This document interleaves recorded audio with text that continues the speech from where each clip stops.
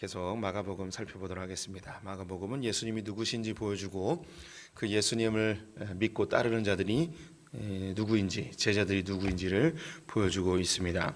마가복음은 예수님이 갈릴리에서 사역하시는 모습과 예루살렘에서 사역하시는 모습을 보여주고 있습니다. 그리고 그 가운데 갈릴리에서 예루살렘으로 올라가는 모습을 보여주고 있는데요. 우리는 바로 그 갈릴리에서 예루살렘으로 올라가는 그 과정에 놓여 있습니다. 예수님께서는 갈릴리 사역을 통해서 갈릴리 바다를 중심으로 갈릴리 지역과 갈릴리 건너편 지역을 오고 가시며 예수님이 누구인지 여러 가지 기적과 이적들을 통하여서 보여주셨습니다. 그럼에도 불구하고 제자들은 많은 이적들을 보았음에도 불구하고 예수님이 누군지 아직 깨닫지 못하고 있는 상태였습니다. 이런 제자들을 이끌고 예수님은 예루살렘으로 향해 가고 계시는데요. 이 여정 속에서 예수님은 3번 반복하여 예수님의 죽음과 부활에 대하여서 예고해 주십니다. 이것은 하나님의 나라가 십자가를 통해서 이루어짐을 보여주는 중요한 메시지였는데요. 예수님은 분명히 죽으러 올라가고 있는데 제자들은 이것에 대한 어떠한 감각도 없었습니다. 오히려 예루살렘으로 올라가는 예수님을 통해 그들은 더 좋은 삶의 위치를 얻고자 하는 욕망만 드러내고 있습니다. 실증되어지는 사건이 누가 크냐라고 제자들끼리 서로 논쟁하고 있는 것이었죠. 예수님을 정치적 메시아로 생각했고 예수님이 이스라엘의 실제적인 왕이 되었을 때 그들은 누가 더 좋은 위치에 오르게 될 것인가에 대해서만 오로지 관심을 갖고 있었습니다. 그들은 끊임없이 하나님 나라를 이 땅의 질서로 이해하고 있었습니다. 그들은 더 높은 곳, 더 강한 것, 더 많은 것을 소유하는 것에 그들의 관심사항이 있었던 것이죠. 전선생님 계속 울립니다. 소리가. 이렇게 하나님의 나라가 무엇인지, 예수를 좇는 삶이 무엇인지 예수님은 제자들을 이끌고 예루살렘으로 올라갑니다. 오늘 10장에서 계속 이어지는데요. 오늘 1절 말씀을 보게 되면 예수께서 거기서 떠나 유대 지경과 요단강 건너편으로 가시니, 예수님의 이 예루살렘으로 가는 여정은 갈릴리 맨 꼭대기 가이사랴 빌립보에서 시작을 했습니다. 그리고 어제 본 것이 갈릴리 가운데로 오셨고요. 이제 요단강을 건너서 이 유대 지경으로 이제 들어가게 됩니다. 점점점 예루살렘으로 가까워지고 있는 것이죠. 여기에서 바리새인들이 예수님을 쫓아와 예수님을 시험하고자 질문을 합니다. 그것은 사람이 아내를 버리는 것이 옳으니까 이혼에 대한 이야기를 하고 있는데요. 이 질문을 하게 된 것은 이것이 시험거리가 된다는 것이죠. 그 당시 유대인들 사회에 그리고 이 율법학자들 사이에서 이 이혼에 대한 이 첨예한 논쟁이 있었다는 것을 이제 전제로 하고 이 본문을 보시는 게 좋습니다. 우리가 이 시대에 살진 않았기 때문에 정확히 옛 배경의 설명을 듣지 않으면 이 본문을 이해하기는 좀 어려울 수 있습니다. 하지만 이 질문 자체에서 이 당시에 이혼으로 인해서 여러 가지 논쟁이 있었구나라는 것을 추측해 볼 수 있겠죠. 이 당시 이 랍비 율법학자들의 두 큰 학파가 있었는데요. 힐렐 학파와 샴마이 학파가 있었습니다. 힐렐 학파는 좀 더 열려 있다고 할까요? 많은 것을 좀 사람들한테 자유롭게 해주는 그런 율법 해석을 하였고요. 샴마이 학파는 조금 더 전통적인 그리고 좀 좁은 해석, 제한적 해석을 하였습니다. 이혼에 대해서 신명기 24장에 보면 아내에게 수치를 발견하면 이혼 증서를 써서 이혼을 허락해 주고 있습니다. 그래서 그럼 수치스럽게 하는 것이 무엇인가? 이 샴마이 학파는 전통적인 해석으로 간음한 것, 그리고 이 여인의 이 순결이 훼손되어 있는 상태를 발견했다면 이혼해도 된다. 여기로 이제 해석을 합니다. 반면에 이 힐렐 학파는 이것을 좀 더 넓게 자유롭게 좀 해석을 합니다. 그래서 심지어 아기를 낳지 못하는 것, 그리고 음식을 못하는 것, 그리고 남편에 대해서 욕하는 것, 그리고 남편에게 맛있는 음식을 준비해주지 못하는 것, 여러 가지 이제 남편이 수치를 당할 수 있는 그런 상황들을 놓고 이혼해도 된다고 이렇게 이야기를 했습니다. 이것이 서로 충돌이 되어졌는데요. 근데 우리 성도님들이 들으실 때 많은 사람들의 지지를 받는 게 무엇이었을 거라고 생각이 드십니까? 이 당시 이제 유대 남자들이 선호하는 것은 이 힐레락파의 이 남자에게 수치감을 준 모든 것을 허용했던 이 힐레락파를 더 지지를 했습니다. 그래서 이 안에 이제 갈등이 있었던 것이죠. 이때에 예수님께서는 그 마음 속에 있는 중심을 보십니다. 5절 말씀에 보면 예수께서 그들에게 이르시되 너희 마음이 완악함으로 말미암아 이 명령을 기록하였거니와. 신명기에 하나님께서 이혼에 대해서 이혼 증서를 쓰고 이혼하라고 하였던 그 중심에 있는 죄성은 이 완악함입니다. 이 여자를 소유물로 생각하고 성적 대상으로 생각하는 그런 남성들의 이 완악함에 대해서, 죄성에 대해서 하나님께서 이것을 지적하셨다는 것이죠. 이것은 동일하게 지금 이 바리새인들이 묻고 있는 상황에서도 너희들이 갖고 있는 그 완악함, 이 땅에서 이 남성들이 갖고 있는 그 완악한 죄성에 대하여 지적하는 것입니다. 이것은 창세기 6장에 보면 하나님의 아들들이 사람의 딸들의 아름다움을 보고 자기 마음대로 여자를 얻었다는 것에 그 죄성이 그대로 드러나 있습니다. 또한 가인이 하나님의 낯을 피하여서 애녹성을 졌을 때 첫 번째 하나님과 반대되어지는 문화를 만든 게 뭐냐면 일부 다처제입니다. 이것이 이 힘의 질서에 의해서 운행되어지는 이 세상에서 나타나는 현상입니다. 힘이 강하고 돈이 많고 능력 있는 사람이 여러 여자들을 거느리는, 자기 마음대로 여자를 소유할 수 있는 사회적 조건을 만드는, 이것이 이 세상의 힘의 질서에서 나타나는 가장 분명한, 가장 죄악된 그런 현상들이죠. 네, 하나님께서는 아주 명확하게 한 남자와 한 여자가 짝지어져서 부부로서 한 몸이 되어서 살아갈 것을 요구하고 있습니다. 9절에 그러므로 하나님이 짝지어 주신 것을 사람이 나누지 못할지니라. 그래서 짝지어 주다라는 이 단어는 이 한 멍에에 소 2마리를 메워주는 그 모습을 표현해 주는 단어입니다. 함께 멍에를 지다라는 그런 해석인데요. 한 남자와 한 여자를 멍에로 지어서 함께 하나님을 향해서 나아가기를 요구하시는 것이죠. 서로 돕는 자로 붙여주셨는데 이것도 그 힘의 질서로 이해해 버리면 약한 여자가 남자를 돕는 그런 것으로 해석하는 사람들이 있습니다. 절대 그렇지 않죠. 하나님이 인간을 만들 때 다 부족하게 만들었습니다. 남자도 부족하고 여자도 부족합니다. 그래서 서로를 도와서 하나님의 형상으로 만들어져 가는 것이죠.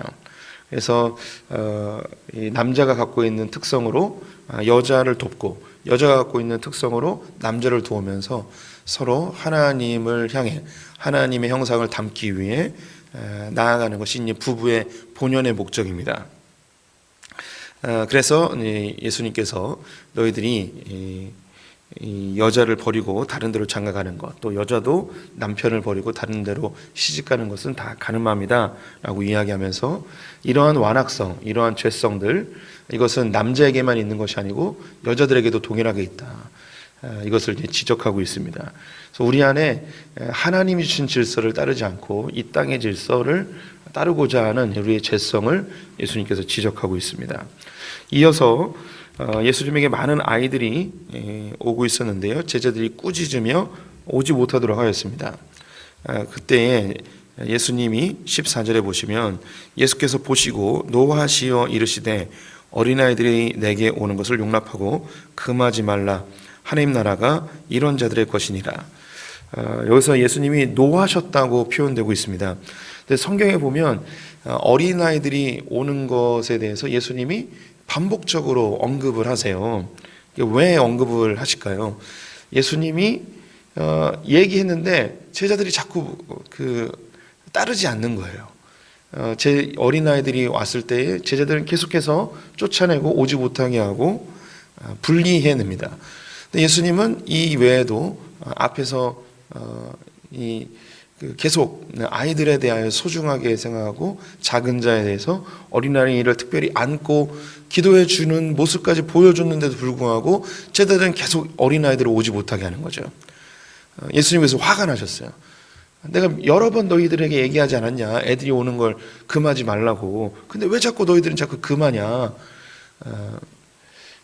이 제자들이 갖고 있는 이 생각 속에 이 하나님 나라에 대한 이해가 없다 보니 어린아이들이나 여자들은 그 당시 인구로 포함되지도 않았고 생산적이지도 않았고 그들에겐 소중한 존재가 아니었습니다. 그들의 머릿속엔 계속해서 이 힘의 질서, 세상의 질서가 머릿속에 꽉 차 있는 것이죠. 하나님 나라도 그렇게 생각을 하고 있는 거예요. 그래서 예수님께서는 어린아이처럼 하나님 나라를 받들어라. 하나님 나라는 이 땅의 질서, 힘의 질서에 의해서 이루어지는 것이 절대 아니다.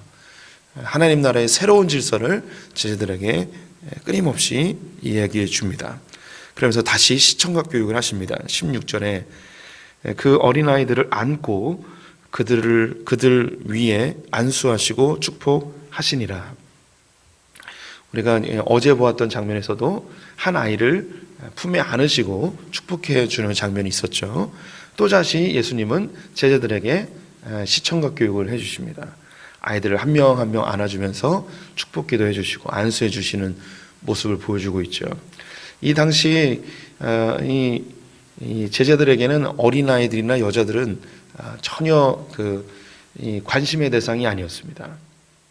사실 오랜 역사 속에서 어린아이들이 존귀함을 받고 어린아이들을 소중하게 여겨진 때는 없습니다. 불과 우리나라에서도 어린이날이 제정되어지고 그리고 어린아이들에 대한 인권에 대해서 이야기를 한 몇십 년 사이에 어린아이들에 대해서 관심을 가질 뿐 그 전에는 어린아이들은 우리의 관심 대상이 아니었죠. 우리가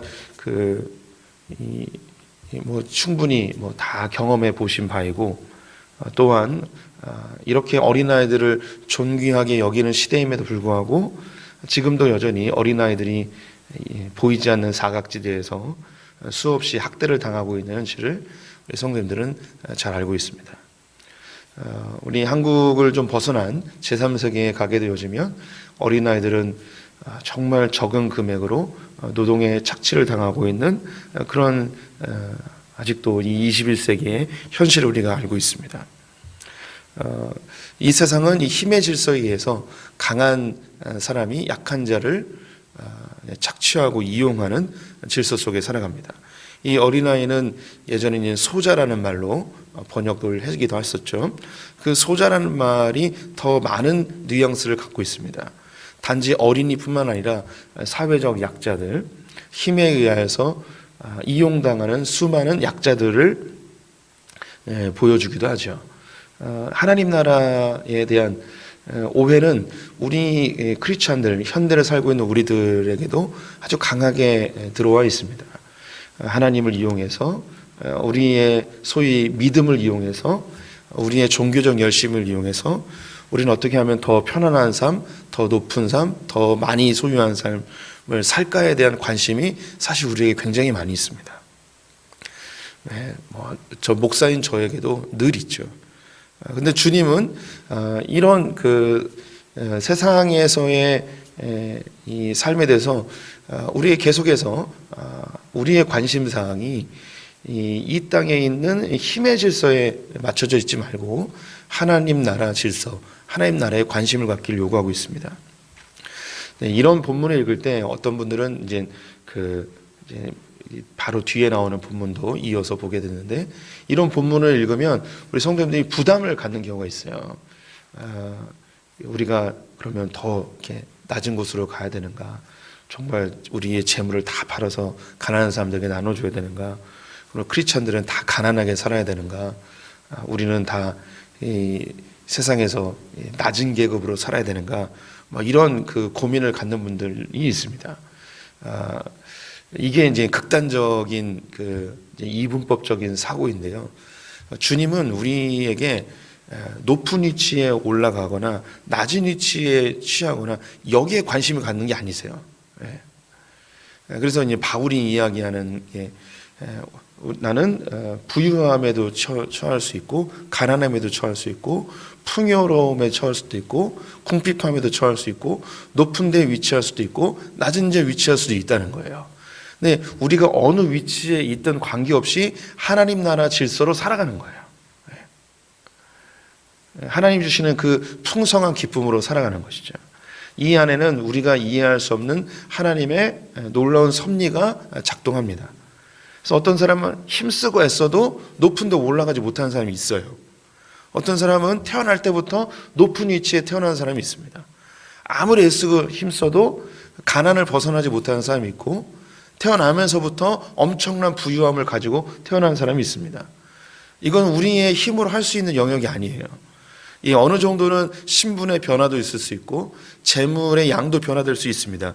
그런데 주님은 이 부분에 대해서 이야기하는 것이 뭐냐? 어느 위치에 있던 관계없이 하나님 나라 질서로 살아가기를 요구하는 거죠. 그러면 가난한 사람들, 낮은 계층에 있는 사람들은 다 선한 사람이냐? 이게 잘못된 이분법적 사고예요. 그렇지 않아요. 가난한 사람들 중에, 낮은 계급에 있는 사람들 중에 하나님 나라의 질서대로 사는 사람이 몇 명이 되는가? 아니에요. 오히려요, 가난에 있는 사람들 중에 하나님 질서대로 살지 않는 사람이 훨씬 더 많을 수 있어요. 이들의 최고의 관심사항은 어떻게 하면 돈을 더 많이 벌 수 있을까? 어떻게 하면 내 신분을 더 높은 데 올라갈 수 있을까? 어떻게 하면 일확천금을 벌어서 내가 더 좋은 위치에 올라갈까? 우리가 이제 낮은 계급의 가난한 사람들은 다 하나님 나라 질서대로 살아가나 보다라는 착각은 큰 오해입니다.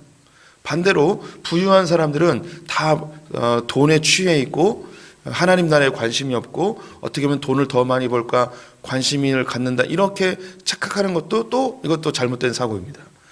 부유한 사람들 중에 하나님 나라 질서를 이루기 위해서 힘쓰고 애쓰고 몸부림치는 사람들이 또 많이 있을 수 있는 거죠. 중요한 건 뭐냐? 우리가 이 땅을 살면서 너무나 자연스럽게 이 힘의 질서에 의해서, 수직의 질서에 의해서 취해 있는데 하나님 나라를 그렇게 오해하면 안 된다는 거죠. 그래서 그 뒤에 나오는 많은 재물을 갖고 있는 젊은 사람이 예수님께 찾아와서 어떻게 하면 영생을 얻을 수 있습니까? 17절 말씀을 보시면 예수께서 길에 나가실새 한 사람이 달려와서 꿇어앉아 묻자오되, 다른 그 성경에는 없는 말이 꿇어앉아입니다. 그래서 예수님 앞에 꿇어앉았어요. 굉장히 겸손한 척하는 거죠. 그리고 묻는 게 어떻게 하면 영생을 얻을 수 있습니까? 이 사람은 율법으로도 완벽했고 재물도 많았어요.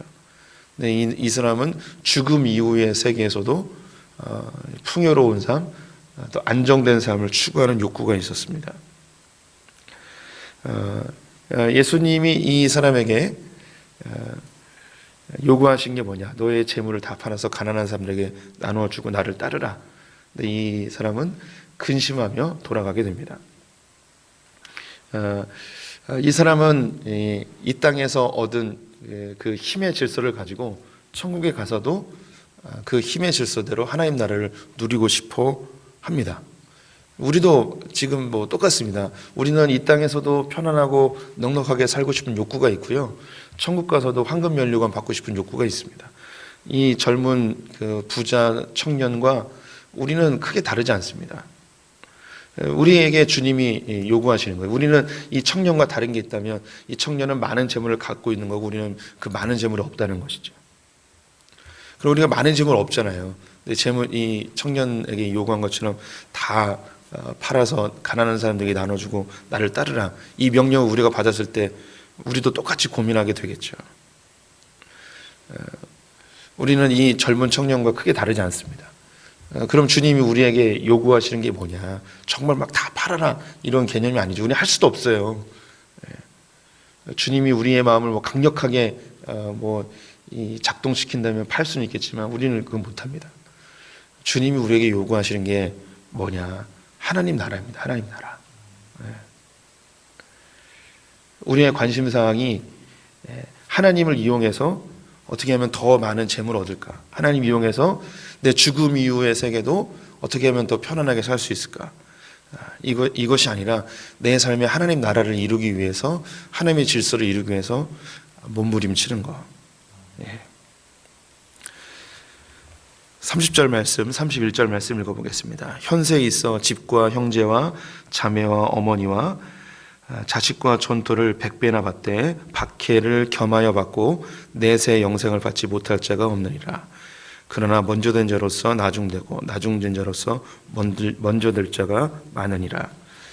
주님을 위해서 우리의 것을 내어주는 자에게는 하나님께서 이 땅에서 100배로 갚아주시고 또한 겸하여서 박해도 주신다고 합니다. 그런데 이런 사람들은 영생을 받지 못할 자가 없다고 이야기하고 있습니다. 우리 성도님들께서 하나님을 위하여 하나님의 질서대로 살기 위해 몸부림치면 하나님이 반드시 갚아주십니다. 100배로 갚아주신다고 합니다. 이것은 이 100배는 단순히 숫자적 개념이 아니고 풍성하게 갚아주신다는 겁니다. 그래서 우리 성도님들이 하나님 나라의 질서대로 사는 것을 아까워하지 마십시오. 하나님의 질서대로 살 때 분명히 박해도 따라온다고 합니다. 이 박해는 경제적 손해가 될 수도 있고 육체적인 박해가 될 수도 있고 정서적인 상처가 될 수도 있습니다. 이런 거에 대해서 두려워하지 말라는 거예요. 주님께서는 반드시 갚아주신다는 것이죠. 하나님 질서로 산다는 것 분명히 손해가 됩니다. 일단 가장 쉽게 헌금을 드린다는 것 하나님의 질서대로 사는 것이죠. 내겐 분명히 경제적 손해예요. 가난한 자들을 섬기는 것, 연약한 자들에게 나눠주는 것 분명히 경제적 손해이죠. 그런데 이게 하나님 나라의 실천이에요. 각양 자기의 믿음의 분량대로 조금씩 차이는 있을 수 있어요. 하지만 우리가 그렇게 하나님 나라 질서대로 살려고 몸부림친다면 주님 약속하신 거 내게 분명히 손해가 있지만 분명히 하나님께서 100배로 갚아주신다. 그리고 이 하나님 나라 질서대로 사는 자에게는 영생이 보장되어져 있다.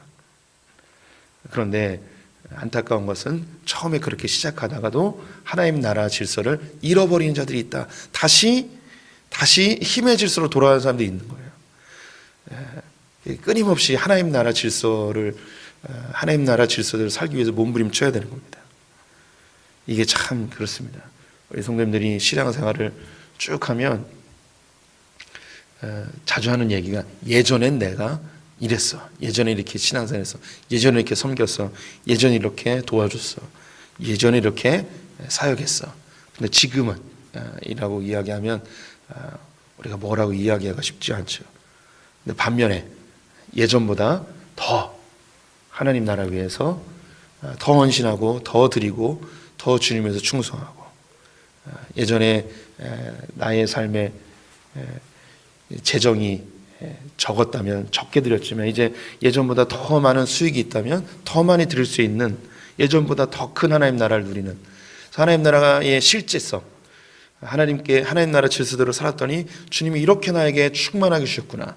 이걸 우리가 확증하였다면 내가 지금 예전보다 더 나은 삶을 산다면 하나님께 더 많이 드리기를 즐겨하는 삶 예전보다 더 풍성히 누리고 더 하나님을 위해서 헌신하는 확장되어진 하나님 나라의 확장을 경험하는 사람이 되어야 할 것입니다.